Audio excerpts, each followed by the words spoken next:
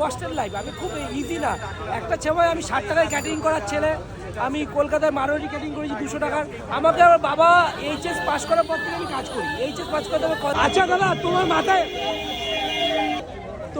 চুল নেই, দেখতে অত ভালো না, সাদা সিধা, আজকে সাদা মাটান, কন্টেন্টও কোনো ভুলভাল, মোটামুটি হাসি কোন দিক একেবারে ভুলভাল। তা আজকে এই যে ফলোয়ার্স গেন, আজকে মানুষ দেখে তোমার একটা ছোট্ট জার্নি আমি দেখছিলাম, আমি আমার লাইফের সাথে একটা অনেকটা মিল আছে। মানুষ রাস্তায় চলতে গেলে অনেক বাজে কথা, অনেক ভালো কথা বলে, সেই জায়গা অতিক্রম করে আজকে যেই প্ল্যাটফর্মে দাঁড়িয়েছো, সেই জার্নিটা কেমন ছিল ছোট্ট করে যদি একটু বলো।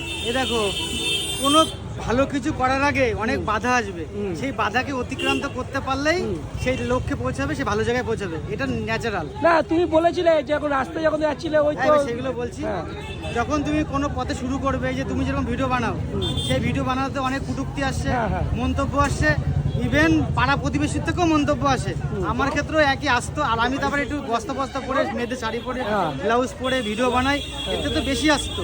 এবং প্রতিটা মানুষই বলতো যে পাগল হয়ে গেছে, আমার বাবার নাম তুলে বলতো যে অমুকের ছেলে পাগল হয়ে গেছে, মানে ম্যাড হয়ে গেছে, বউ চলে যাবে, মানে বাড়ির থেকে কদিন পরে চলে যাবে, এরকম। সেই সব কি হয়েছে বলো তো, এই যে যখন আমরা মাটিতে পড়ে যাই, মাটিতে পড়ে যাওয়ার পরে উঠার পরে আমরা ধুলো এরকম ঝাড়ি, ধুলো ঝেড়ে ফেলেছি বলেই আজকে এই জায়গায় মানুষ দুটো।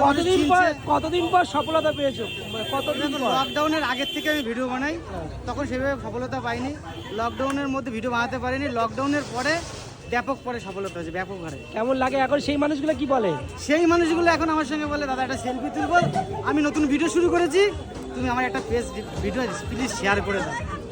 তুমি ভাবতে পারবে না, স্ট্রাগলের সময় কেউ থাকবে না, একদম। যখন তুমি উপরে উঠে যাবে তখন বলবে, দাদা তুমি তো উপরে উঠে গেছো, উপর থেকে একটা নারকেল আমার জন্য পেরে পাঠাও। একদম। কিন্তু গাছে ওঠাটা কেউ হেল্প করে। আমি খুব গরিব ঘরের ছেলে, আমি খুব কষ্ট করে উঠেছি, তাই তোমার ওই কথাটা আমার না খুব মনে লেগেছিল। আর আমি একটুখানি এর জন্য তোমার ভিডিও করলাম, আর মনে করলাম সিরিয়াসলি বলছি, আমারও খুব কষ্টের লাইফ। আমি খুব ইজি না, একটা সময় আমি 60 টাকায় ক্যাটারিং করার ছেলে, আমি কলকাতায় মারোয়ারি ক্যাটারিং করেছি 200 টাকার। আমাকে আমার বাবা এইচএস পাস করার পর থেকে আমি কাজ করি, এইচএস পাস করতে হবে, কল সেন্টার জব, তারপর থেকে পড়াশোনা। আমি হয়তো গ্র্যাজুয়েট ছাড়াকে দেখতে লাগে এরকম, অনেক স্ট্রাগল করে এই জায়গায় এসেছি। এক একজনের